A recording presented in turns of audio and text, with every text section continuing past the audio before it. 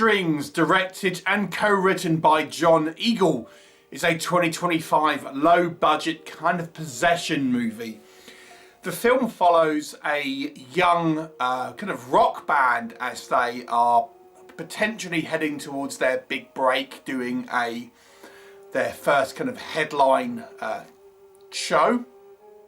They have to recruit a new drummer, and who they're meeting there. And so the band end up renting this kind of villa in Florida, and it's near a spring.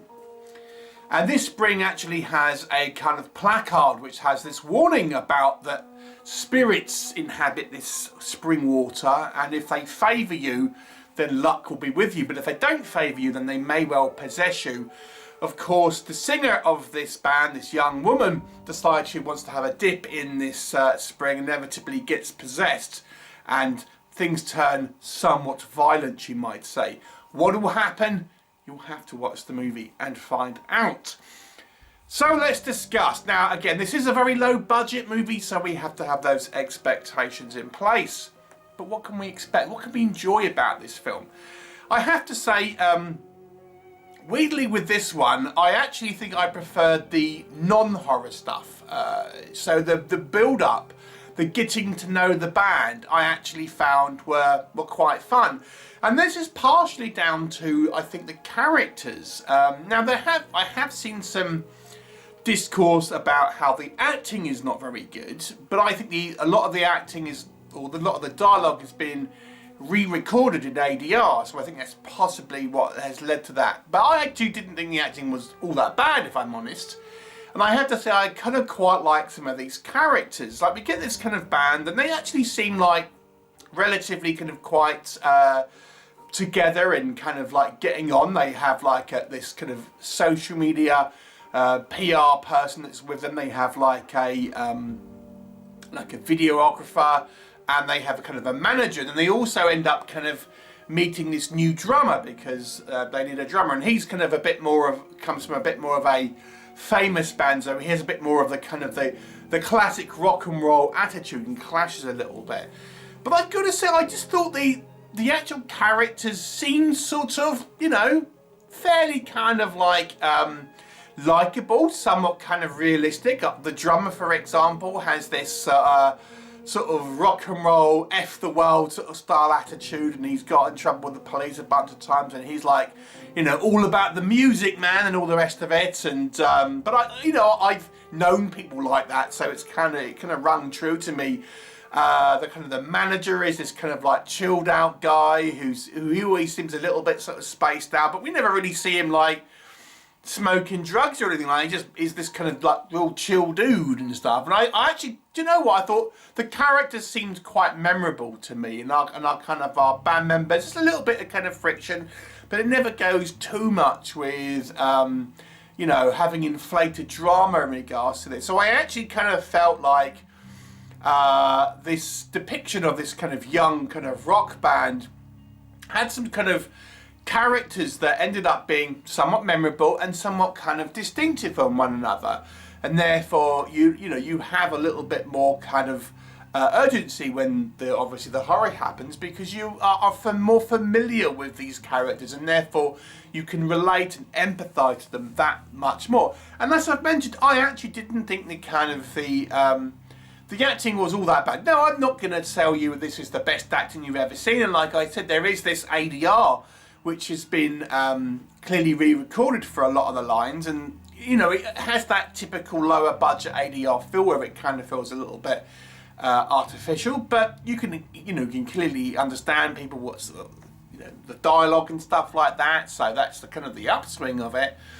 But generally speaking, I thought the acting here was all fine. I think if you're watching a B movie like this, I think acting like these actors did, perfectly fine, if you want my opinion. So I actually think the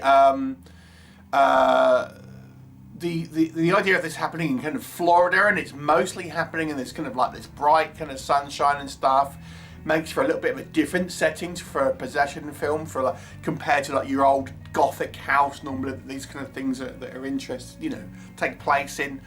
And the spirit, a little bit unclear about what it wants and everything like that. But you know, someone knowingly goes in this pool and just doesn't believe what it's all about. So again, I found that kind of setup fairly interesting.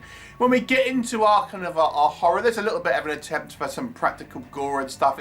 It's all kind of somewhat low tech, but I sort of appreciate it. And it tries to have this thing where it's showing you what's happening in this possessed girl's mind. So as she is getting possessed, it's trying to demonstrate what's happening to her psyche while this kind of possession is happening. So where she's kind of like confronting this thing in her mind, so to speak, and then obviously the rest of the characters are seeing the physical manifestation of it.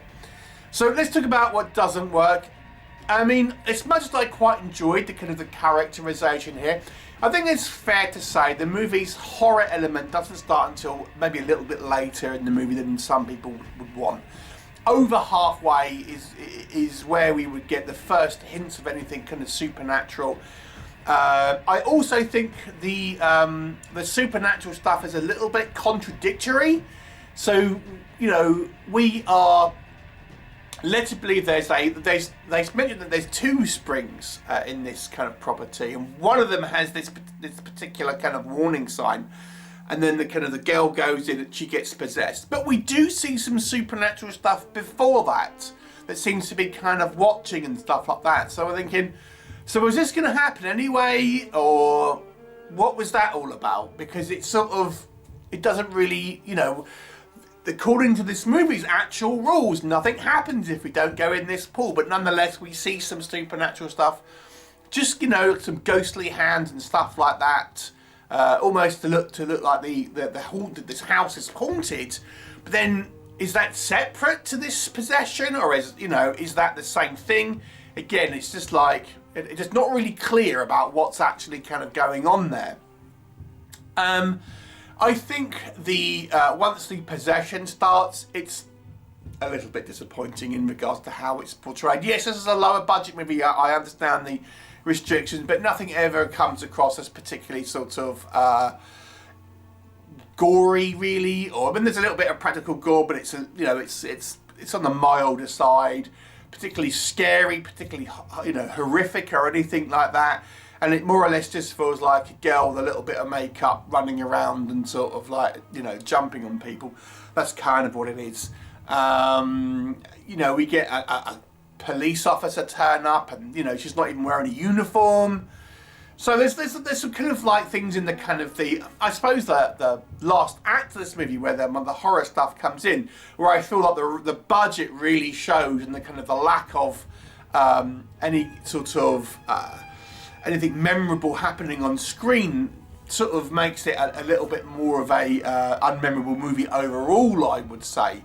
And arguably, like I said, I think maybe this movie could have benefited from having a little bit more context in regards to what's actually kind of going on.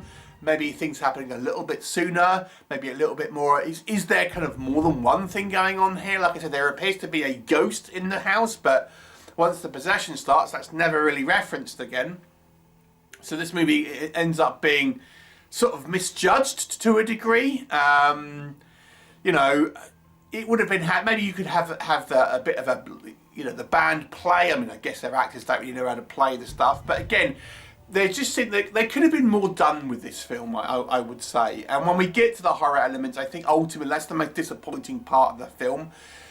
It's somewhat of a, you know, unremarkable B-movie at the end of the day. And I think the horror elements that are the weakest point here make this ultimately a below average movie without being a train wreck by any means. I'll give it a 4 out of 10. Have you seen it? What were your thoughts? Please do leave me a comment, and I'll look forward to seeing you next time.